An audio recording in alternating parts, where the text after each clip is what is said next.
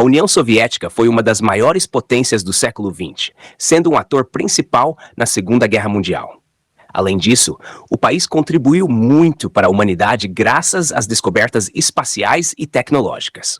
No seu auge, a União Soviética foi o segundo país mais rico do mundo, ficando apenas atrás dos Estados Unidos. Como um país dessa magnitude desapareceu?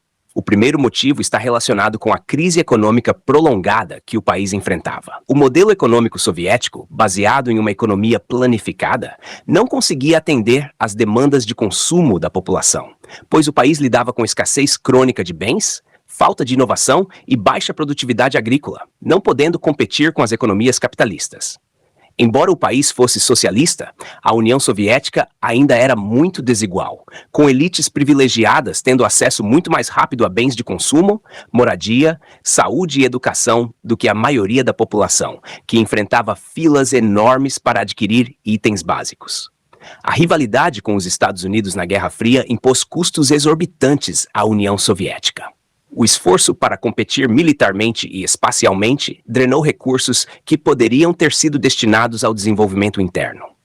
Após a queda do Muro de Berlim, a população dos países da Europa Oriental começou a realizar protestos violentos, devido à insatisfação com os governos autoritários.